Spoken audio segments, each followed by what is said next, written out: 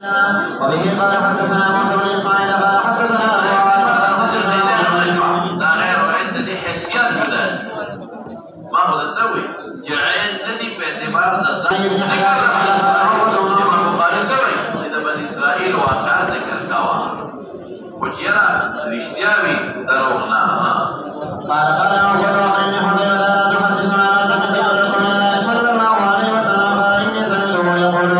انما الدجال خرج من ونار فاما الذي يرى الناس انها النار فما هم بارد واما الذي يرى الناس انه ماء بارد فنار تحرق فمن اراد منكم فليقع بالذي يرى انه نار فانه عظم بارد. قال حذيفة وسمعته يقول ان رجلا كان في من كان قبلكم اتاه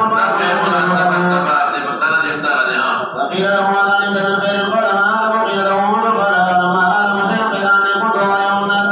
في الدنيا مجازي فانظر المسلم ما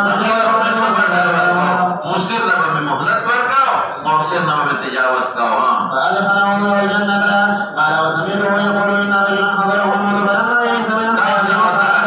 بني اسرائيل اذا انا مت واجمعوا لي حطبا كثيرا خشاك اوقدوا فيه نارا حتى اذا اكلت اغلل خشاك واحدا ما له خلصت عبك دورسيگي ان عبك ما له سودي فامتحشت او دسكار شما فقلتوها فتحنوا اوريكي ثم انظروا يوما راحا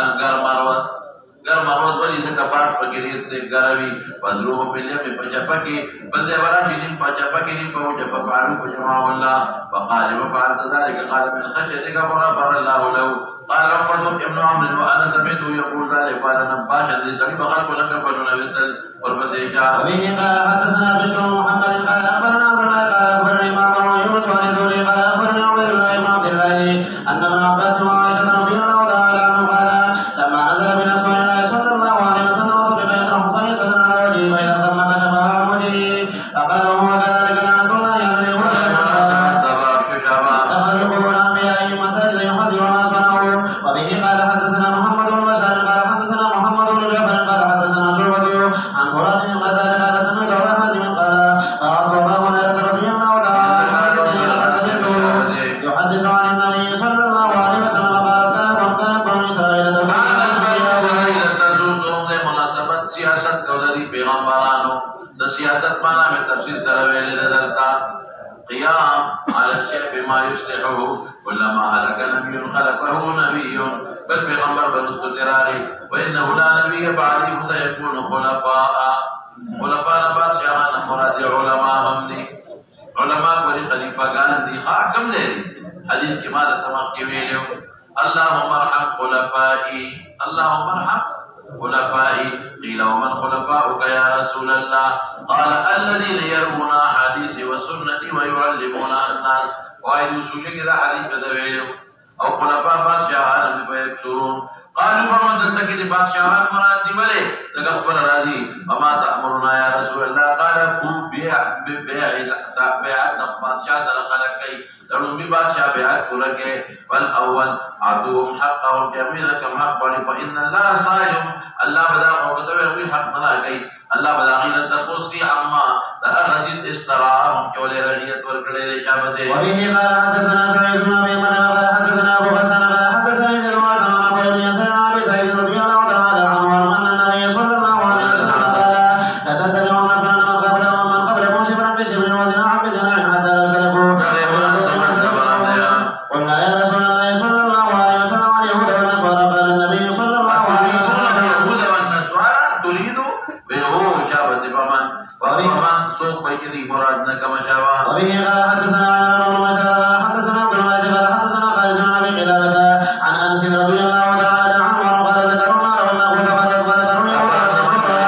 وذكروا اليهود والنصارى لمناسبة وأمر بلال أن يشفع الأذان وأن يؤذن الإقامة. وبه قال حدثنا محمد بن يوسف قال حدثنا سفيان عن وجه بن ضحى مسعود عن عائشة رضي الله تعالى عنها قالت تكره أن يجعل يده في خشرته ويقول فمن زكي شعبة عن الأعمش. وبه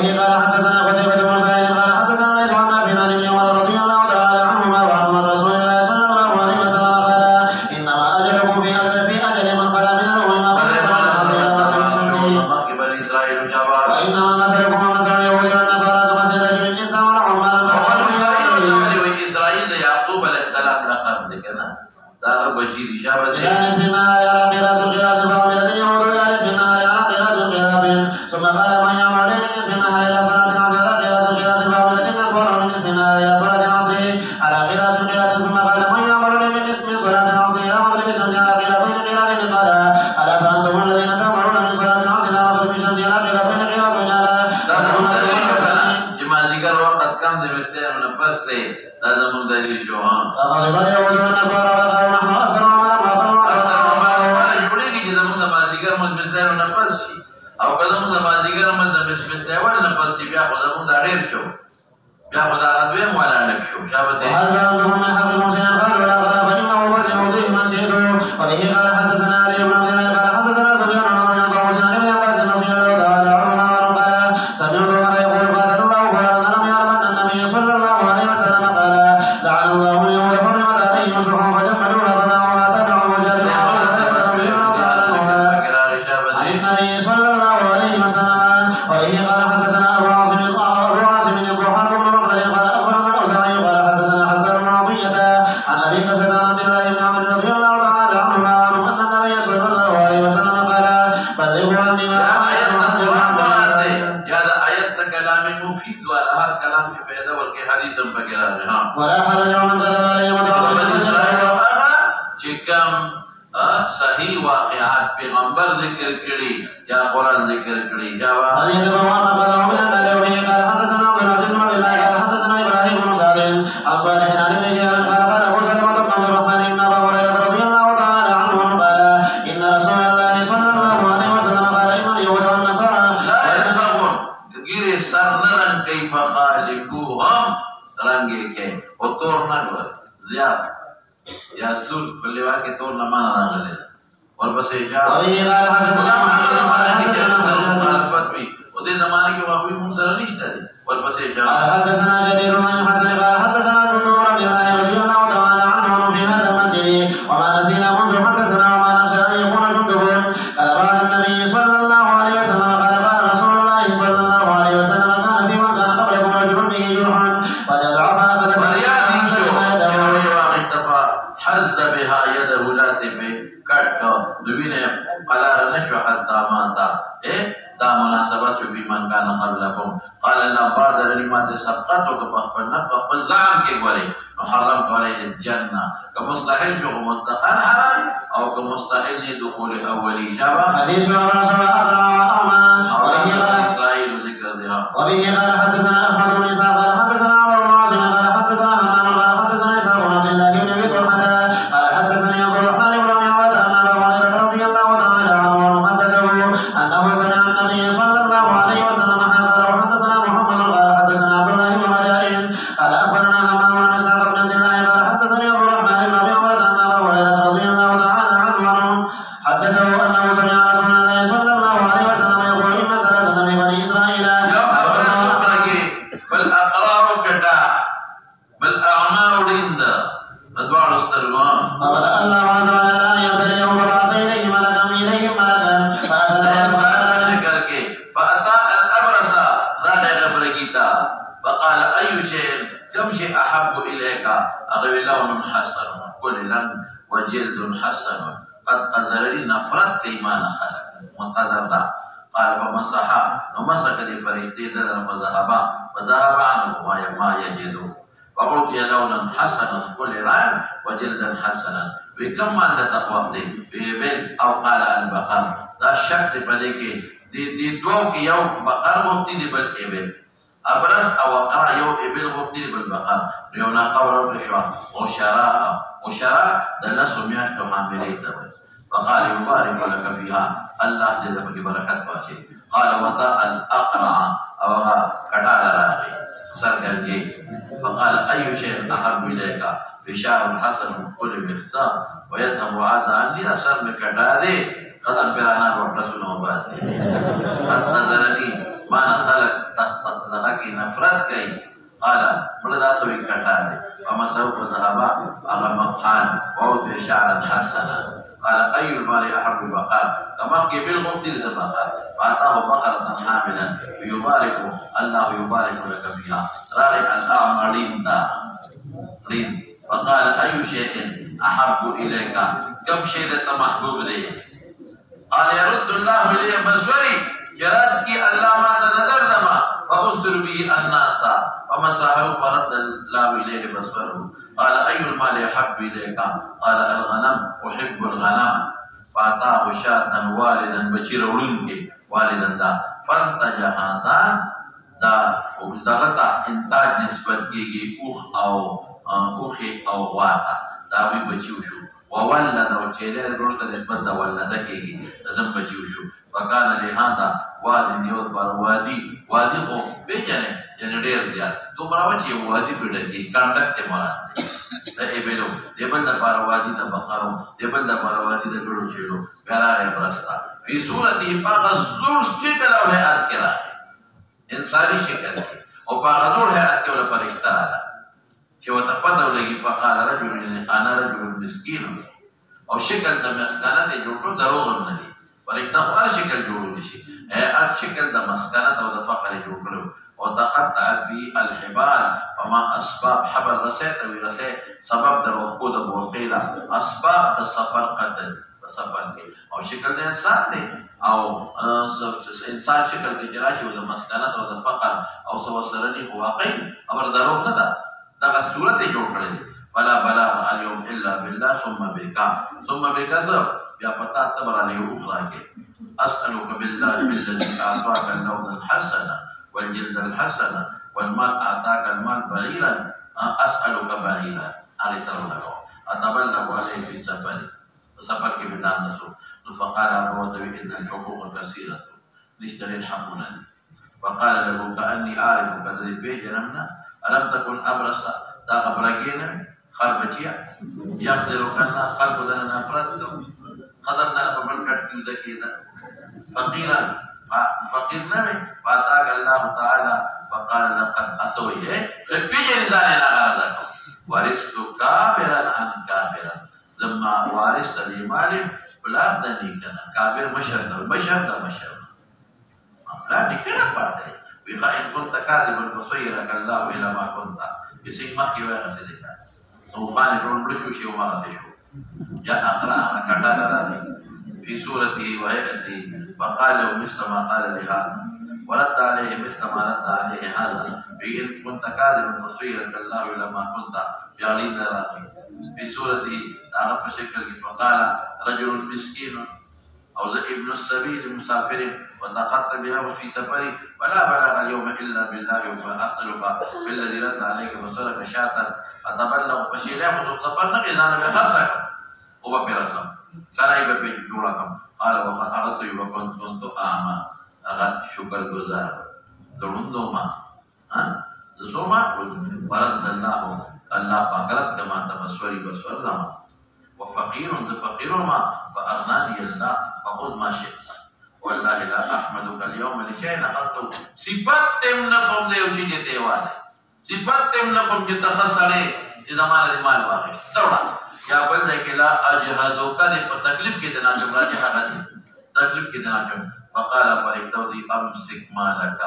فإنما ابتليتم بتعصوا ما يشوشو فقد رضى الله عنك يا رضي عنك وسخط على صاحبك ويكي فخبر لا تنمى شكر بعد آگے والفسيجة باب قول الله عز وجل حسب أن أصحاب الكهف والرقيم يأخذون كتاب مرقوم مكتوب در رقم دے لکھو بادشاہ دا خط پوری کو سرے بند کرو ربطنا على قلوبهم ألغمناهم علماء نکلا قوالی صبر مطلقه جولو لولا ربطنا على قلبها فليوي شتات الإفراد نبي وسيد در شل فنا دا غام جمع وصائد وصدراني وسيد دروازي تموي مؤسدة بند دروازة أسد الباب وأوسد بند فعشناهم أحييناهم رجدهم بالأزكى أيهم أكثر طعاما أزوى أزكى أكثر رياح إلهي طعام رولي جدير فيدا ورده وضرب الله على ذلهم سقودشو رجما بالغيب سوكوي دمردي بيشتل بغيره لم يستبين حقيقة المعلوم قال مجاهد بن جبير لتقلدهم يتتركهم باب حديث الغاري تابتر شبه مولانا شابه وبه قال حدثنا إسماعيل بن خليل قال حدثنا علي بن مسلم وعبيد الله بن عمر النافع عن ابن عمر رضي الله تعالى عنهما أن رسول الله صلى الله عليه وسلم قال بينما ثلاثة نفر ممن كان قبلكم يمشون إلى صوابهم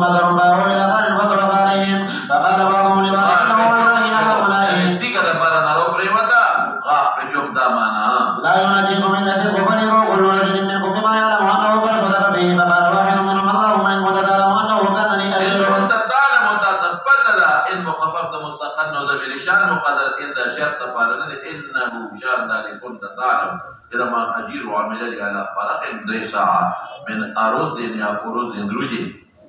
فذهب إلى حجرته وأنا وتركه إن كنت عمدت إلى ذلك الفرق فزرعته فكل فريق ولو فرق فصال من أمره حال داش أمر بأني اشتريت منه ثانيا بقر نبر مالي وش بقر واغثا وإنه ثاني يطلب أجر فقلت له اعمد قصدك إلى تلك البقر فسخه له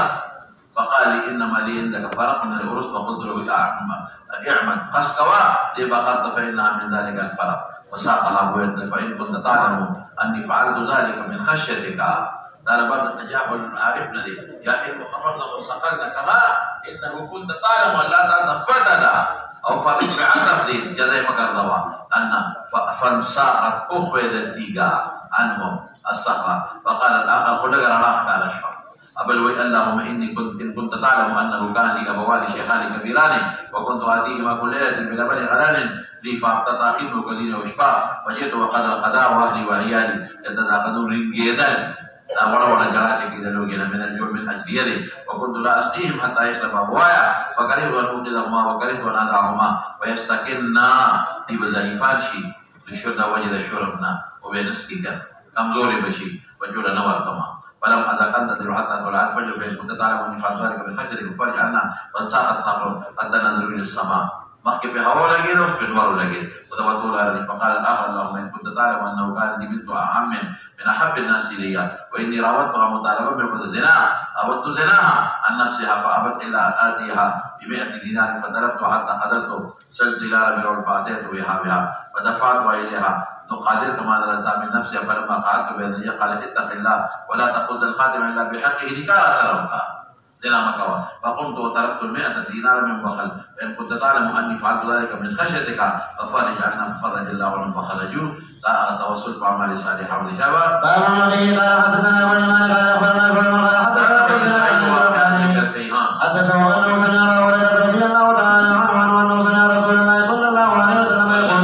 بينما امرأة ترجع ابنها إذ مر بها راكب وهي ترجعه فقالت اللهم لا تمت ابني حتى يكون مثلها هذا فقال اللهم لا تجعلني مثله ثم رجع بالثدي ومر بامرأة تجر ويدعو بها فقالت اللهم لا تجعلني مثلها فقال اللهم اجعلني مثلها فقال أمر الرجل وإنه كافر وأما المرأة فإنهم يقولون لها تزني وتقول حسبي الله ويقولون لها تسرق وتقول حسبي الله وبه قال حدثنا سعيد بن طريق قال حدثنا إبراهيم قال أخبرني جرير بن حازم عن أيوب بن محمد بن سيرين عن أبي هريرة رضي الله تعالى عنه قال قال النبي صلى الله عليه وسلم بينما كرم يطيب بركيز قريب جدا وجلبي ولد لي البقيل الزناكار بين سعيد مناسبة تبا ناريخ ولا موضوع واستفسقته فغفر لها به شرا وبه قال حدثنا عبد الله بن مسعود عن ابن شهاب قال بساقيه عن حميد بن عبد الرحمن انه سمع معاويه بن ابي سفيان عن حج على المنبر فتناول خشبا من شعر هي لحرسه فقال يا اهل المدينه اين علماؤكم سمعت النبي صلى الله عليه وسلم ينهى عن مثل هذه ويقول انما هلك بنو اسرائيل حين اتخذ هذه نساءهم وبه قال حدثنا عبد العزيز بن عبد الله قال حدثنا ابراهيم بن سعد عن ابي سلمة عن ابي هريره رضي الله تعالى عنه عن النبي صلى الله عليه وسلم قال انه قد كان في من مضى قبلكم يروي محدثون في غمبران الله تركنا القاب والتكيد لها وانه كان في امتي هذه منهم فانه عمر بن الخطاب وبه قال حدثنا محمد بن بشار قال حدثنا محمد بن ابي عدي عن شعبة عن قتادة عن ابي صديق الناجي عن ابي سعيد الخدري رضي الله تعالى عنه عن النبي صلى الله عليه وسلم قال كان في بني اسرائيل رجل قتل 99 انسانا ثم قال يسال بعد راهبا فساله فقال له هل توبه قال لا فقتله وجعل يتخيل لنا وكذا فادركه الموت فنام بصدره نحوها فانقسم فيه ملائكه الرحمه وملائكه العذاب وحلاه هذه قانون ندي سجده رحمت متقيك بما خبر اشتدنا فبعض خلقه كيف ارجعنا أن تقرب وحى إلى هذه يتبعني وقال قيس ما بينهما فوجدا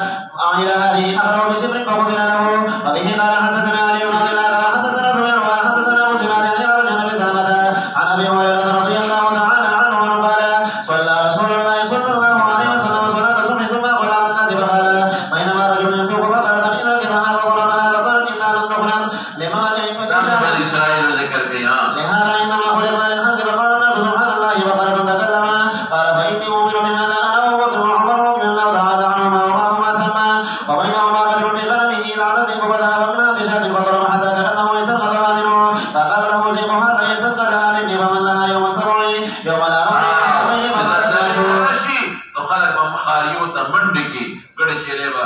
درنده تپاتې شي. سبحان الله الذي قل يتكلم قال فإني أؤمن بهذا أنا وبكر وعمر رضي الله تعالى عنهما وما ثم. وبه قال حدثنا علي قال حدثنا سفيان بن أبي صالح عن سعد بن إبراهيم عن أبي سلمة عن أبي هريرة رضي الله تعالى عنه عن النبي صلى الله عليه وسلم مثله.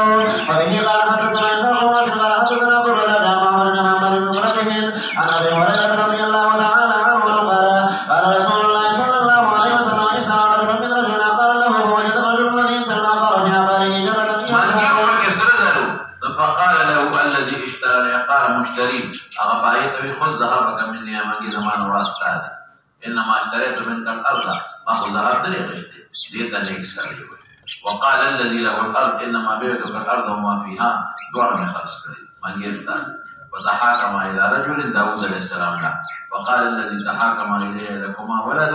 يوقف إلى مالك بالجنينة ببذلك جنينة فنكاك وان في قرآن منه من جنة في خرجوك أو صدقاء ديتني كان. وبه قال حدثنا عبد العزيز بن عبد الله قال حدثني مالك بن محمد بن منقدر وعن أبي النزري مولى عمر بن عبيد الله عامر بن سعد بن أبي وقاص عن أبيه أنه سمعه يسأل أسامة بن زيد رضي الله تعالى عنه قال سمعت من رسول الله صلى الله عليه وسلم بقوله وقال أسامة قال رسول الله صلى الله عليه وسلم دعوا رسول مرسل على طائفة من بني إسرائيل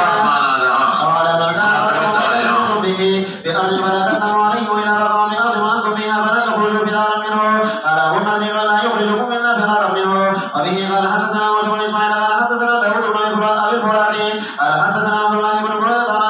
عن يحيى بن يعمر عن عائشة رضي الله تعالى عنها وعن زوج النبي صلى الله عليه وسلم قالت سألت رسول الله صلى الله عليه وسلم عن الطاعون فأخبرني أنه عذاب يبعثه الله على من يشاء من عباده وأن الله سبحانه جعله رحمة للمؤمنين وينقص في بلده صابرا مبتسما يعلم أنه لا يصيبه إلا ما كتب الله له إلا كان له مثل أجر شهيد. وبه قال حدثنا قتيبة بن سعيد قال حدثنا ليس عن ابن شهاب عن عروة عن عائشة رضي الله تعالى عنها وأن قريشا همه شاق ولد المخزومية التي سرقت فقالوا من يقدم بها رسول الله صلى الله عليه وسلم فقالوا ومن يجتنع عليه إلا أسامة بن زيد يحب رسول الله صلى الله عليه وسلم فكلمه أسامة فقال رسول الله صلى الله عليه وسلم تفرح بحد من حدود الله ثم قام فخطب ثم قال إنما أهلك أنهم كانوا مبالغين ترى خطبة أخرى إذا سرق فيه مشرك ذهبوه وإذا سرق فيه مغرب أقاموا عليه هذا وعلم الله لو أن فاطمة بنت محمد صلى الله عليه وسلم سرقت لقطعوا يدها. وبه قال حدثنا آدم قال حدثنا شعبة قال حدثنا عبد الملك بن ميسرة قال سمعت النزار بن سبط الهلالي عن ابن مسعود رضي الله تعالى عنه قال سمعت رجلا قال يذكر سمعت النبي صلى الله عليه وسلم يقرأ خلافها فجئت به النبي صلى الله عليه وسلم فأخبرته فرفعت بوجهه الكراهية وقال كلاكم الرسل ولا تختلفوا فإن من كان قبلكم اختلفوا فهلكوا. وبه قال حدثنا عمر بن عبد الله حدثنا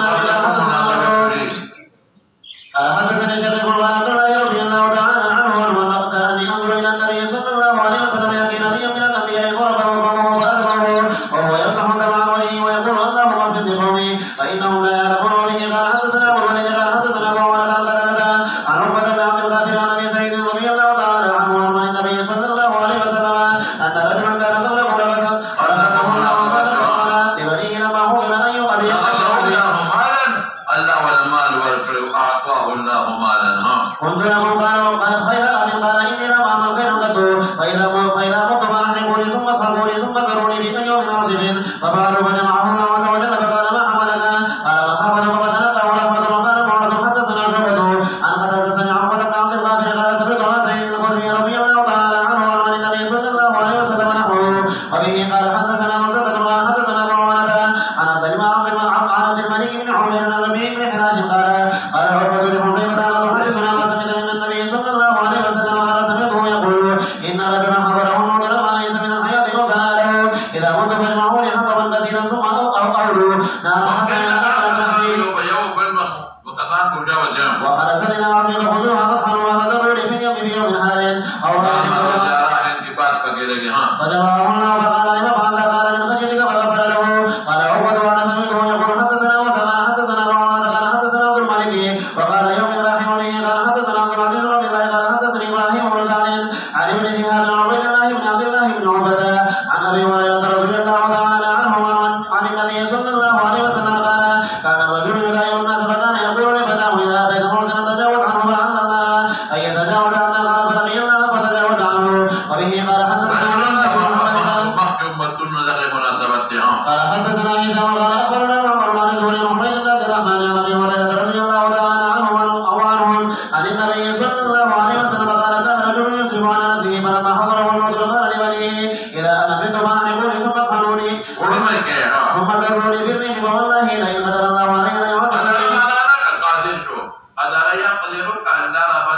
مشقت راوست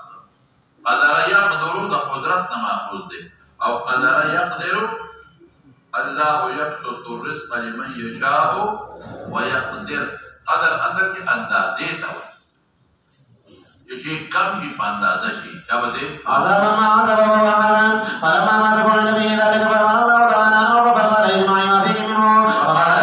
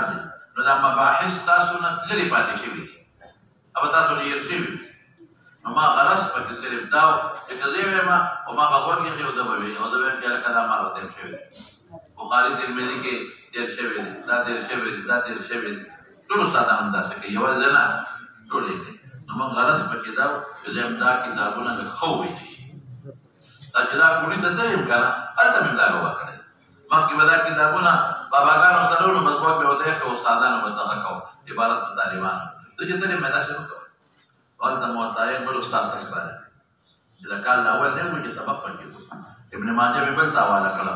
مختمم سے تم سبنا تبوی او دا نصاری بل تا نو دا څنګه ما هم دا ترتیب څخه کله تاسو لپاره بدل چې ما پرېګه د موږ په سرویس په لور حدیث او په یو دور دی وو یو څه په اور پدې خو دا پروس کار راځي ابي لك خوي مزیدار او پیدا به حاصل شي تاسو د پیدا لپاره کړی دا خلاصه دا چې مناقب به خیر ان شاء الله غد نبی دي او اسباب ورپسې شاه والقبائل دون ذلك وبه قال حدثنا مبارك تو آیا مزګه دا مناقب تابع دي په هغه وجه نه غاړه کې نه خدلا نو ما خاصه به وایم دا پسې قال حدثنا ابو بكر بن ابي حازم سعيد بن جبير عن ابن عباس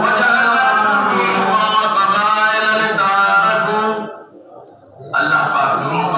معرفت لپاره یو قبیله خاص ولا قرابه دعوت تقول الله تساءلون به والارحام ده مناسبت دي كده ناس الرحيمي او دي زوجنا اقومون بجداشي نو ذوق مسيح قال اشهر القبائل العظام والقبائل والبدور وبه قال حدثنا محمد بن بشار قال حدثنا يحيى بن سعيد وعبيد الله قال حدثني سعيد بن ابي سعيد النبي عن ابي هريره رضي الله تعالى عنه قال قيل يا رسول الله صلى الله عليه وسلم ونكرم الناس قال اتقاهم قالوا ليس عن هذا نسالك قال فيوسف نبي الله وبه قال حدثنا قيس بن عبد قال حدثنا فواحد قال حدثنا كل بن وائل قال حدثتني غريبة النبي صلى الله عليه وسلم زينب بنت ام سلمة قال قلت لها رايت النبي صلى الله عليه وسلم كان يمضها قال فممن كان الا يمضها من بني النضر بن كنانة وبه قال حدثنا موسى قال حدثنا فواحد قال حدثنا كل بن قال حدثتني غريبة النبي صلى الله عليه وسلم واظنها زينب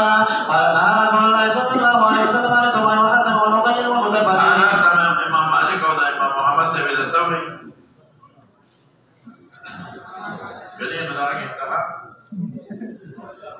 أقوال سوري نه بوله ښا هغه خابل سره هغه کې له بوله تاسو ښا هغه کې بوله ورپسې وقلت لآخر النبي صلى الله عليه وسلم من كان مباركا قال فمن كان إلا مباركا من ولد النضر بن كنانة وبه قال حدثنا إسحاق بن إبراهيم قال أخبرنا جرير بن مبارك عن أبي طلحة عن أبي هريرة رضي الله تعالى عنه عن رسول الله صلى الله عليه وسلم قال تجدون الناس معادن خيرهم في الجاهلية خيرهم في الإسلام إذا فقهوا وتجدون خير الناس في هذا الشأن أشدهم له مناهية وتجدون شر الناس ذا وجهين ويديها ولا غير وجه به قال حدثنا قتيبة بن سعيد قال حدثنا المغيرة بن أبي زناد عن الأعرج عن أبي هريرة رضي الله تعالى عنه أن النبي صلى الله عليه وسلم قال الناس تبعون لقريش في هذا الشأن مسلمون تبعون لمسلمين وكافرون تبعون لكافرين والناس معادن خيارهم في الجاهلية خيارهم في الإسلام إذا فقهوا تجدون من خير الناس أشد الناس كراهية لهذا الشأن حتى يقع به وباب به قال حدثنا موسى بن الله حدثنا يحيى قال حدثنا شعبة قال حدثني عبد الملك عن طاووس عن ابن عباس رضي الله تعالى عنهما ورضي الله عنه بالقربى قال فقال سيد رجل من القربى محمد صلى الله عليه وسلم قال إن النبي صلى الله عليه وسلم إلا وله به قرابة فنزلت عليه إلا تسل قرابة رشتہ کبھی سره کوم نور پیدا د اخرت د جمله توړي تاسو چې ایمان دی وروړي ها وبه قال حدثنا علي بن عبد الله قال حدثنا سفيان بن اسماعيل عن قيس بن ابي مسعود رضي الله تعالى عنه يبلغ به النبي صلى الله عليه وسلم قال منها ولدت بدر والمسيح والجفاف وقيل القلوب المتالين اهل وعند وصول الابدان داغي صفت کی پیدا کی ما به پتا دي چره وای او خان بصير والبقر في بابل بلا دون حكمت يمانيه المعنى کړو بیا علماء خدا خبره کوي چې کوم علم د یمنیانو نه واخلي یا عقاید حکمت د علم عقاید ایمان یمان کدا ابو الحسن الاشعري وغيره اشاره دی دا چالو ته موږ اشاره نه کوو او عقاید د نګټ ورشو د یمن د خلق عقاید هماره تخول خبره کړو ما وی چې دا انصار او مهاجرین ته اشاره ځکه د مدینه انصار هم د یمن نه راغلي ځکه د رسول الله سبا کې بند او د مکی خلک جوړهم چې تباد شوي د اسماعیل علیه السلام په کې وعده کړی دی دا د یمن جوړهم نو مهاجرین انصار ته اشاره ده د خپل خبره ده د دې کې واچوه هم وبه قال حدثنا يسار د کعبین دی قبل تمخي مشأمة من السراء يدي يسرى شوف ما تسوي يعني من إنسان شام تويها قال أخبرني أبو سلمة بن عبد الرحمن أن أبا هريرة رضي الله تعالى عنه قال سمعت رسول الله صلى الله عليه وسلم يقول الفخر والخيلاء بالبلدين أهل والسكينة من الغنم والإيمان يمان والحكمة يمان والميسورية يمان بأنها عن يمين الكعبة والشر عن يسار الكعبة والمشرمة الميسرة واليد اليسرى والشؤمة والجانب الأيسر والأشنب وهو مناقب قريش وبه قال حدثنا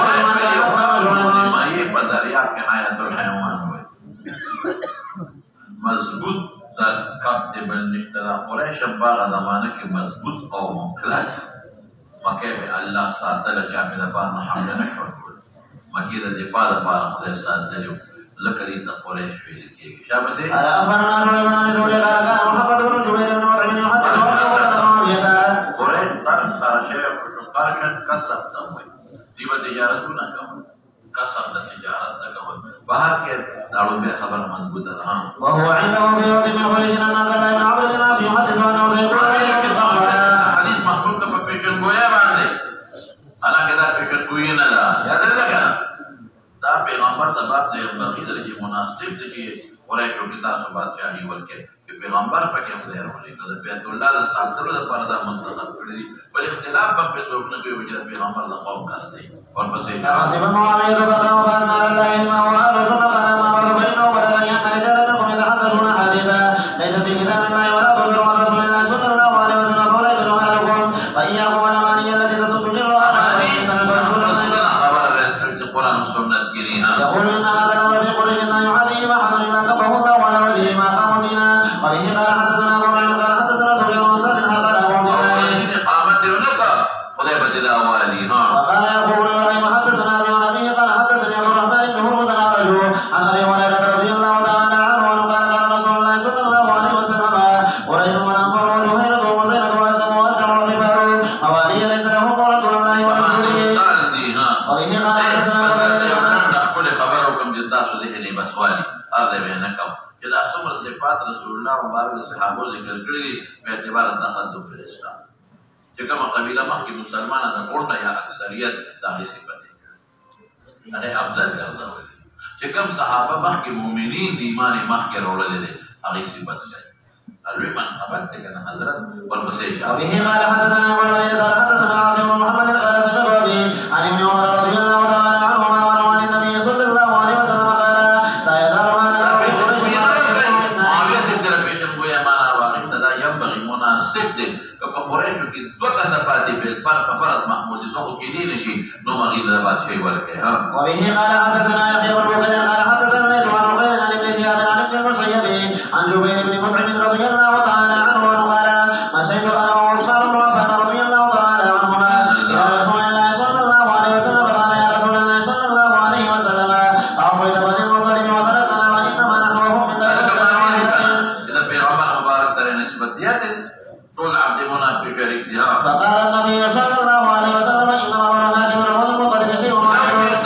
وجاهلیت کې میو بشي به ابي طالب کې مراسله دا کیو اگر کا کافرانو کو مسلمان کې فاتحه وقال ليس حدثني ابو مسلم ابو الاسود محمد عن عروه بن الزبير قال ذهب عبد الله بن الزبير مع اناس من بني زهره الى عائشه پیغمبر علیہ السلام ما قيل بي امنه قومها وكانت ارق شيء عليه